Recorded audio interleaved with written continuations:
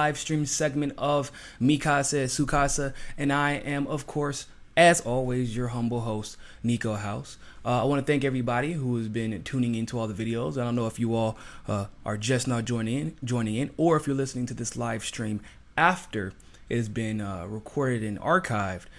We are having issues with our notifications. I don't know what it is. I can't really tell you for sure. I do know it is not only me having this issue. Jimmy Dore is also having this issue, amongst a plethora of other issues, by the way, for Jimmy.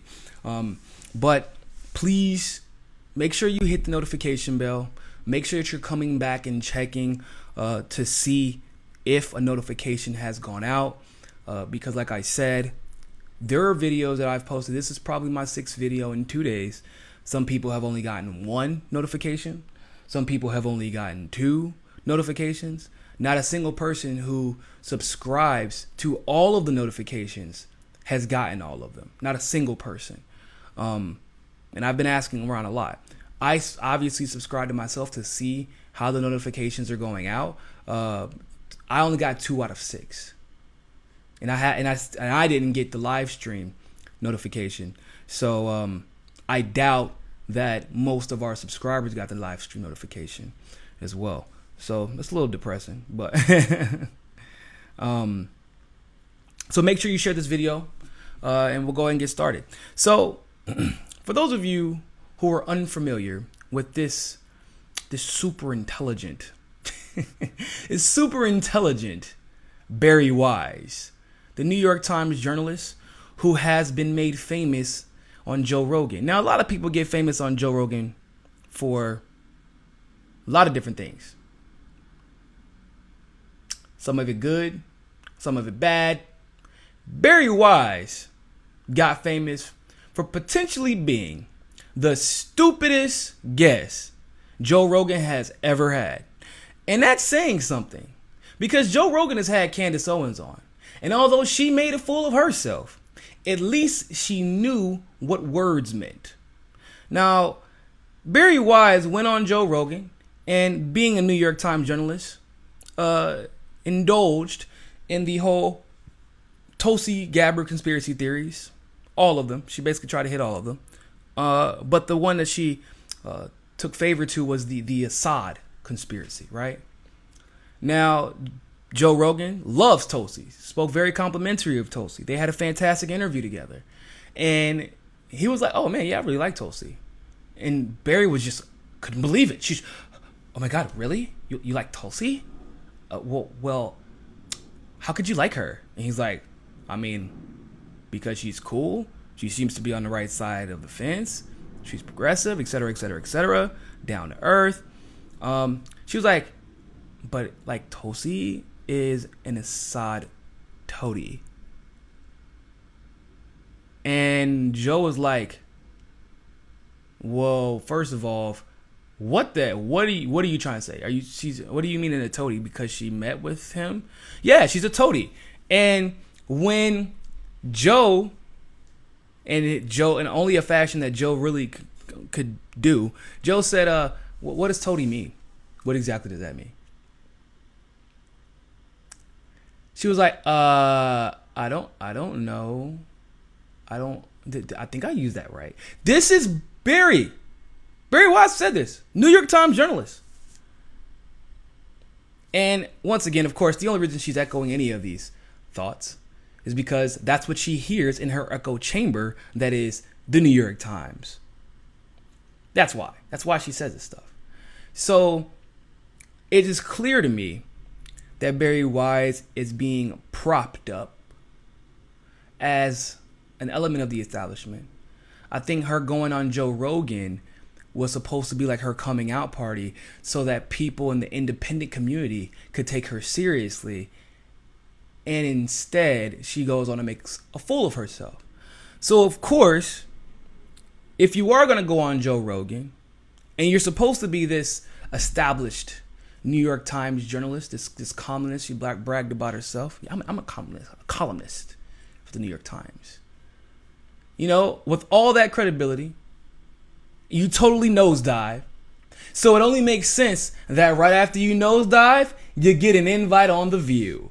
Because where else Would nosediving get you a bigger audience? Nowhere else. No, The View is exactly where people go after they bomb an interview and make complete assholes of themselves. And that's what we're seeing here. So Bari Weiss goes on The View, and she's talking about the Ilhan Omar controversy and the far left and anti-Semitism. Now, you've seen some people make some pretty dumb comments. I mean, we've seen some comments from the right that are just absolutely ludicrous. We've seen some comments from the left, including Chelsea Clinton, that were also equally as stupid. But what the associations and connections that Bari Weiss tries to create is like, you know what? I'm just going to let her tell you.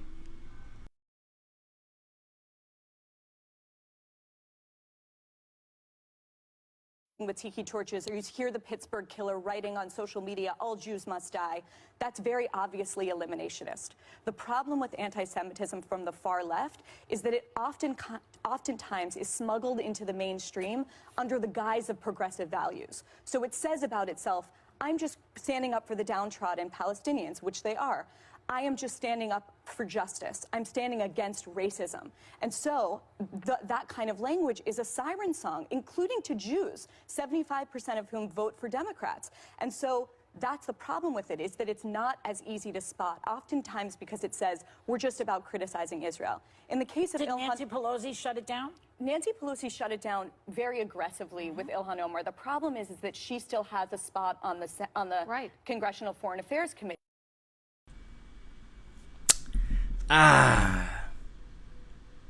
She answered her. We now know what they really mean by Ilhan Omar as an anti-Semite. We know what they really mean now, right? I'm glad because I was going to actually bring that up in the video, but because she did, I don't have to. First of all, do you hear how she just tried to casually link neo-Nazis with progressives? Did you hear she was like, well, the neo-Nazis in Charlottesville were clearly eliminationists. Look at Bari using words. Bari went home, took that dictionary, wrote down 4 words. So whenever she comes on The View and she uses them, Joe Rogan won't tweet at her like, do you know what that word means? Joe Rogan won't make fun of her, so Joe Rogan wouldn't make fun of her. She made sure she got that dictionary and studied it before she went on. So I'm glad she knows how to use words now, but clearly she doesn't know politics or what racism is or what anti-Semitism is. Now I'm sure she probably meant not only racism but prejudice as well, because most people, when they use the word racism, oftentimes they're referring to not only racism but prejudice. Here's the problem with Miss Bari Weiss. Here's the problem with her and everything she just said. She said that the far left practices anti-Semitism. Now, I'm sure there are anti-Semites in the left. There are also anti-Semites in the right. But then she tries to associate progressive values with anti-Semitism. Because remember, the argument has been, for Ilhan Omar specifically, no, we're not anti-Semitic. We're talking about making sure Palestine is free. We're talking about holding Netanyahu accountable. We're talking about holding the Israeli government accountable for human rights atrocities. That's what we're talking about. I don't know what you're talking about, but that's what we're talking about. So what is Bari Weiss hired to then do? Well, the same thing that she was hired to do with Tulsi Gabbard. You notice what her targets are? Have you started to notice her targets? Peace politicians, anti-war candidates, anti-war rhetoric. Think about it. So when Bari Weiss goes on and says it's harder to spot anti-Semitism because they'll say things like, we want basic human rights for Palestine, and we don't like racism and white supremacy. And we want to get rid of the apartheid state. That's a siren song. What? A siren song for what? For peace? For peace. That's what it is, right? So basically, try to make sure we're still alive. Okay, cool. Cause my signal said that we were dead for some reason. But basically, what she is trying to say is that progressives are anti-Semitic, and that we are using what is known as a dog whistle, a prejudiced dog whistle. Now, correct me if I'm wrong, but there are some actual real racists and some real anti-Semites and some real asshats in both the Democratic and Republican Party. Most often, progressives are considered the least racist out of the bunch, right? If the Tea Party is the most racist part of the Republican Party, progressives are the least racist part. There are racist progressives, don't get me wrong, but they're the least racist part of the left. Okay? You can't use the argument, they guise anti-Semitism, which would be basically discrimination towards or against Jews. They hide anti-Semitism by saying they're against racial discrimination, that they're for civil rights for Palestinians, that they want to see governments held accountable for discriminating based off of region, ethnicity, religion, race. But all those things, what they really mean is that they're anti-Semitic.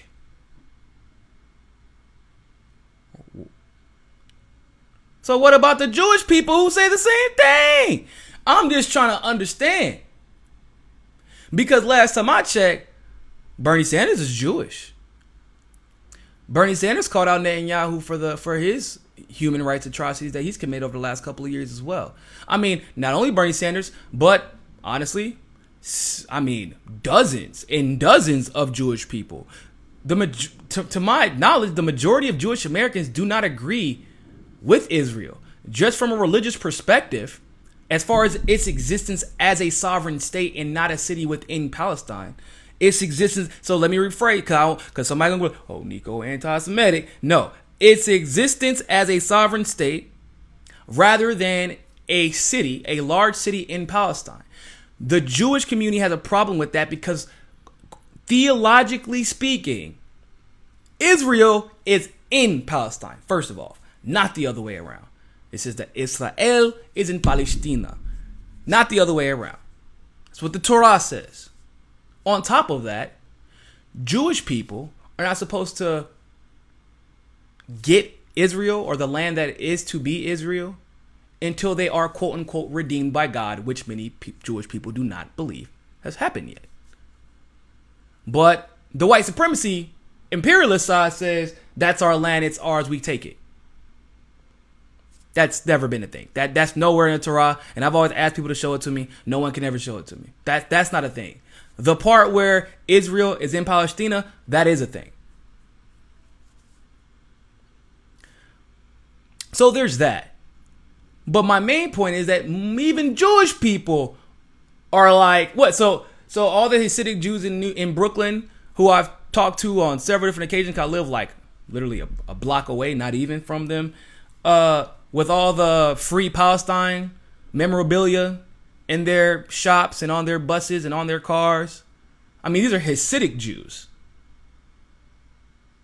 They're all just secretly anti-Semitic.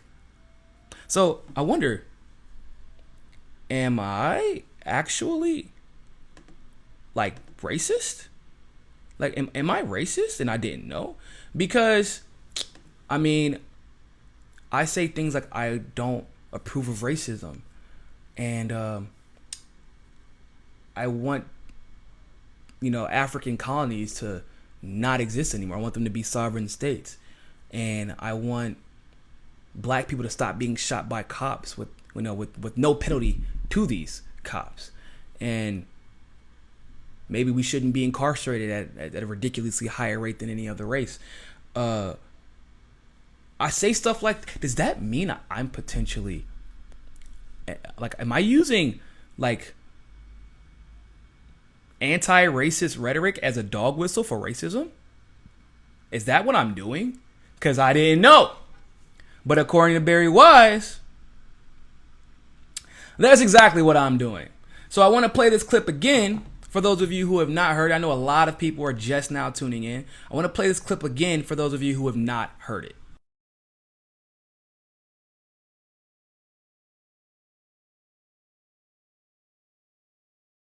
With tiki torches, or you hear the Pittsburgh killer writing on social media, all Jews must die.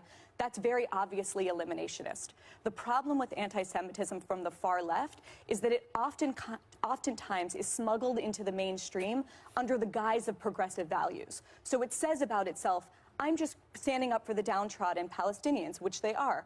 I am just standing up for justice. I'm standing against racism. And so that kind of language is a siren song, including to Jews, 75% of whom vote for Democrats. And so that's the problem with it, is that it's not as easy to spot, oftentimes because it says we're just about criticizing Israel. In the case of Nancy Pelosi shut it down? Nancy Pelosi shut it down very aggressively with Ilhan Omar. The problem is that she still has a spot on the right. Congressional Foreign Affairs. So yeah, in case you're wondering if it sounded just as stupid the second time, it actually sounds stupider. Yeah. Because she even said they're trying to frame it as if they were just critical of Israel. Once again, there are some lunatics out there who attack Jewish people just because they are Jewish. In fact, Kevin McCarthy is one of them, actually. The Democrats didn't say anything about that.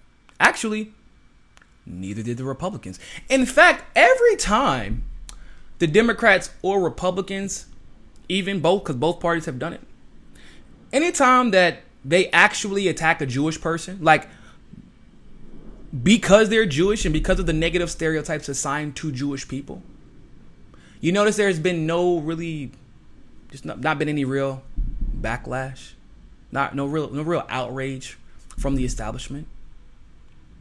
I don't know if y'all have noticed that, but I have. Have you noticed that critiquing the Koch brothers is not anti-Semitic if you're a Democrat?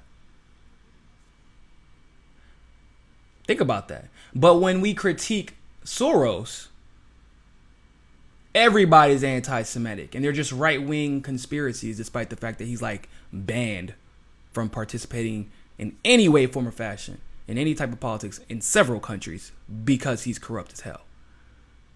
I mean, you're never gonna catch me in the business of defending billionaires. So, but calling out the Koch brothers, who are indeed Jewish, the Democrats have no problem with that. I didn't watch this entire episode, but I bet if somebody just wanted to rant about the Koch, man, it's just crazy how much money they have. They have their fingers in everything. They have their hands in every business. They have their hands in every election. They're even influencing the elections of other countries. Man, those Koch brothers, that's who really rules the world. Bet Bari Weiss be like, yeah, they're libertarian or Republican, right? Yeah, of course.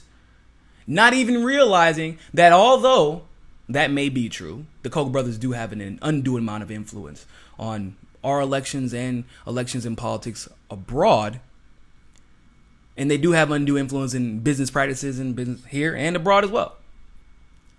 But even though that may be true, all of those are negative, stereotypical associations that people have made with Jewish people. Although with the Koch brothers specifically, all those things are true, Bari Weiss and the Democrats would not ever call it anti-Semitic. That's interesting. But calling out Israel, they're saying, oh, it's under the guise of calling out Israel. No, it's not. It's literally it. That's what people have not understood. You can't be one of these people who tries to claim that Donald Trump is Islamophobic, even though he is, and his administration is too, and most of the GOP is as well. I mean, there was literally a debate as to whether or not there should be a poster allowed to be hung in the capital of West Virginia of Ilhan Omar being associated with 9/11. Like, that was an actual debate. So we know, and that was hung up by the Republicans. And there was no outrage by the Republicans. So that lets us know exactly where they stand. Now, the Democrats, same thing. They practiced some forms of Islamophobia as well, especially as of late when it came to Ilhan Omar. They did the same thing to Keith Ellison. They're doing and did the same thing to Rashida Tlaib. But the whole idea that Palestinians are less than human, I'm even surprised that Weiss mentioned Palestinians, because oftentimes, you notice how often have you seen articles about this Ilhan Omar situation, about Israel, about Nancy Pelosi? I don't know why so many people are so concerned about her opinion. I don't give a damn about Nancy Pelosi's opinion. Out of all the articles we've seen, except for the ones written by credible journalists,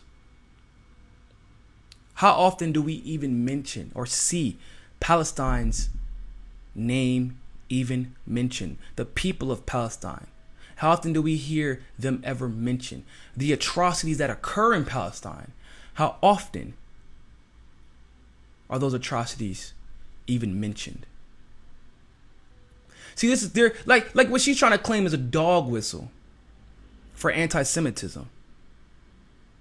I could easily claim that what she and establishment Democrats, and of course Republicans as well, what they're doing are dog whistles for Islamophobia. Because it is. She just dismissed the plight of Palestine like that, and then tried to say that if we critique the government who is oppressing Palestine, who is the government that is there illegitimately, because the fact that they were put there as a sovereign government when Palestine had absolutely no say in the situation was already wrong. But then you've expanded your settlements over and over and over again. Can't do that. You violated multiple human rights. I mean, somebody put it to me the other day. It's like they're actually recreating the quote unquote ghettos in Nazi Germany. That's what's happening in Palestine right now. And yet, if we call out Israel on that, we're just trying to, it's actually a dog whistle for anti-Semitism because we don't want Israel to be an apartheid, or Palestine to be an apartheid state, or Israel to be an apartheid state. What? Look, I know that this woman is not the brightest bulb in the bunch. But sweet baby Jesus, how can one person be this stupid?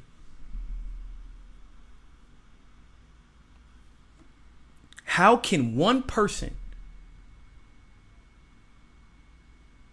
First of all, how do you even have a job? Why is Bari Weiss even being brought on to these things?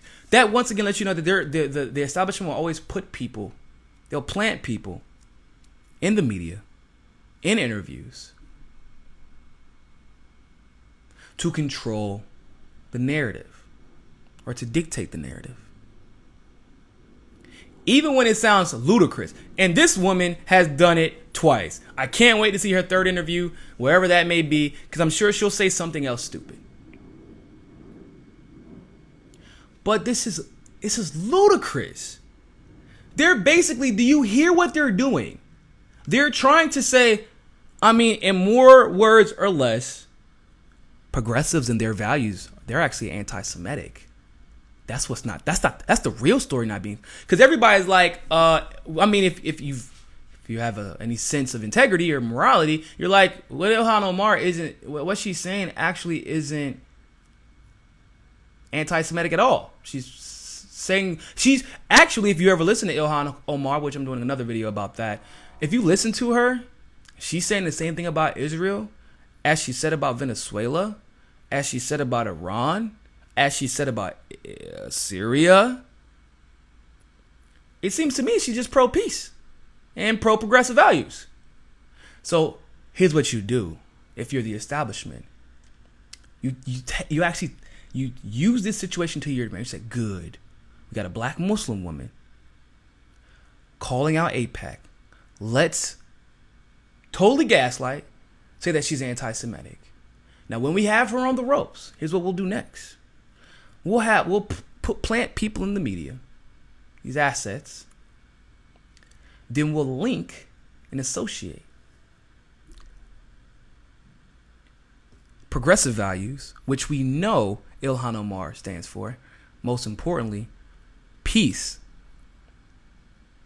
We'll link those values and say that those are actually dog whistles for anti-Semitism, and it's actually the progressives who are the discriminatory ones. It's actually the progressives who are the racists.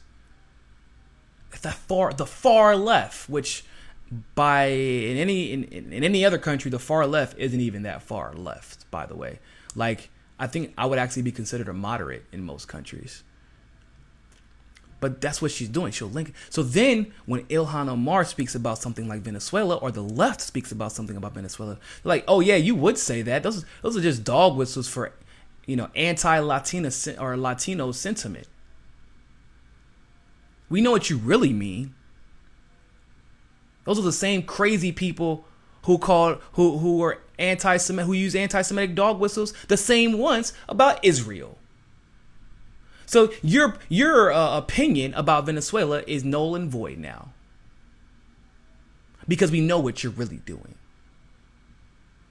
That's basically what Bari Weiss's job has become, to change the narrative.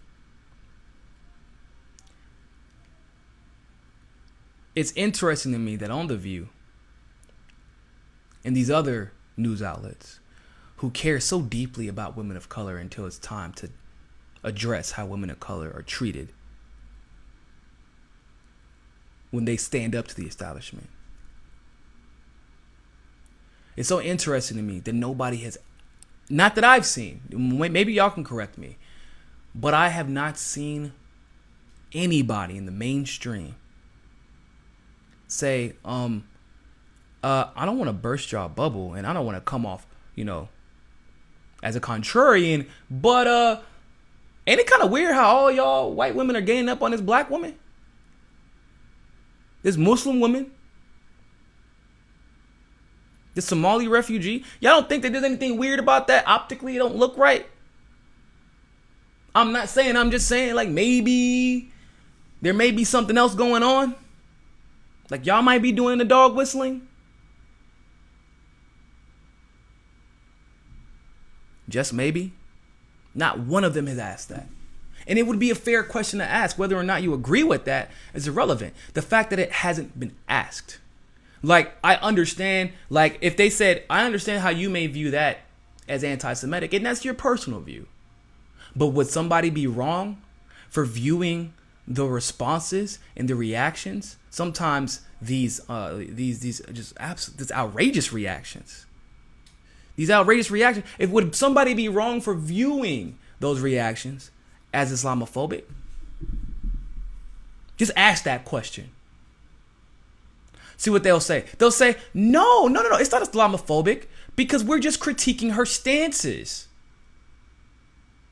They'll say things like, granted, they actually are attacking her and using the same things like she's un-American and things like that. But they'll say, no, it's not Islamophobic.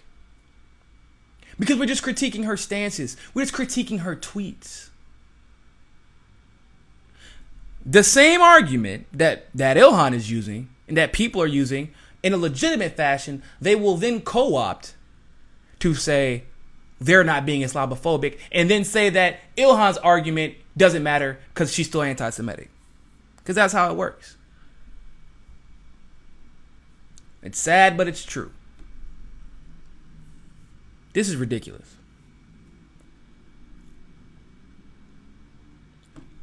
The last part I want to talk about, which is probably the most important part, is what it all comes down to. The last part of the interview where the last part of that clip, she says the problem is, and if you ever wonder if somebody's a CIA asset,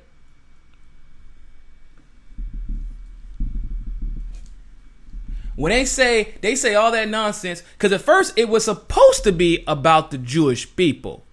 It was supposed to be about the Jewish people, but then she says, nah, that's not the problem though. The problem isn't the anti-Semitism. The actual problem is that Ilhan Omar still sits on this Committee of Foreign Affairs. You're right. That is a problem. But why is that a problem? I'm curious. They never say why it's a problem. They just say it is one. But why is it a problem? See, I'm gonna learn y'all something today. It's probably a problem because there's subcommittees on committees. The subcommittee that Ilhan Omar is on is the Human Rights Subcommittee, where every single time a human rights atrocity is even perceived to have happened, guess who gets to talk about it and investigate it and even discuss holding someone accountable? Guess who has one of the largest microphones in Congress right now? For various reasons. And guess who is unapologetically anti-war and anti-establishment and clearly anti-deep state? Ilhan Omar is. Guess who would have no problem demanding accountability to the entire world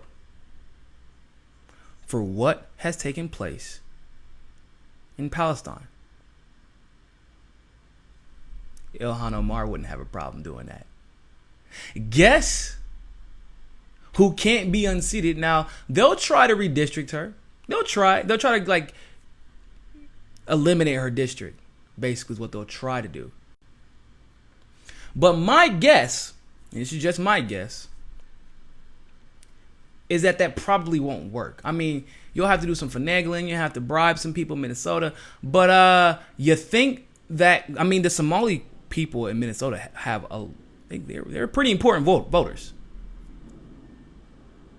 They already tried to run an establishment candidate against her. They already tried to run a Republican against her. Maybe you can finagle. Maybe you can move. Maybe you can split up the district. But now she's already so popular, kind of like AOC. You can switch her district, and she may just run for Senate and win, or she may just run for the new district and win. She's already so popular. You've already had her name in the news. She already has so much name recognition that even if you change your district, and they know this, that's why they're freaking out. This isn't like back in the day where they screwed over Cynthia McKinney. Ilhan, fortunately, has a voice that, unfortunately, Cynthia McKinney didn't have at the time because of social media and the advent of just politicians taking to Twitter and Facebook and YouTube and basically telling the world that they're not going to allow their narrative to be controlled. And people love that. And they know people love that. So Bari was correct. All that other stuff she said sounded sweet. Actually, it sounded idiotic, but she made it sound as if she actually cares about the Jewish people. But let's be clear about something. She said what she was really worried about at the end of that statement, which she just had to work in there. Notice that. And no, it's not I was like, oh, that's cool. But the problem is that she's still on the Committee of Foreign Affairs, where she can hold people accountable, like Benjamin Netanyahu, for example. Yeah, that's a problem. but not if you're pro-peace. I have literally no problem with anything Ilhan Omar has done since she's been in office. No, I did not like that she voted for Pago. That was it. But I gave her a tick mark there and said, I'll keep an eye on you from here on out. Wow. I mean, stellar. Absolutely stellar. The first one to respond on Venezuela. I don't know if people know this. That's the original tweet that Alexandria Ocasio-Cortez put out or retweeted. Ilhan, the moment she found out about Venezuela, the moment that all of us found about Venezuela, she didn't need to go sit at an intel briefing. She didn't need to get debriefed from the Secretary of Defense or Secretary of State. She didn't need to go to Venezuela. She didn't need to talk to Maduro. She wasn't waiting to get coached on what to say. She was like, hell nah. I know exactly what this is, and I'm not for it. Didn't take long at all. Boom, that easy. That's what they're worried about, is that she has her own mind. So you're right. It is a problem that she's on a Foreign Affairs Committee, but it's not for everybody. Just for people like you, the establishment, and all the assets that they have. So thank you all so much for tuning into this live stream segment of Mikasa Sukasa. Sincerely appreciate all the love and support. Make sure you donate to our Patreon link in the description below. Help us reach our goal of 5,000 Patreon subscribers. Or 500, not 5,000. Maybe 5,000 one day, but right now we'll keep it simple at 500. So 500 Patreon subscribers. Also, make sure you hit that notification bell. Like I said, a lot of you all have not been getting our notifications. I don't know why that is. I can't tell you. All I can say is that make sure that you're still subscribed. Make sure that you're still your notification bell is still turned on. And I'll try to figure it out. But like I said, unfortunately, we haven't really been getting. We're putting out the videos, but people have not been getting the notification. So with that being said, thank you all so much for tuning into this segment. And always remember, more than anything else, find your balance. Peace.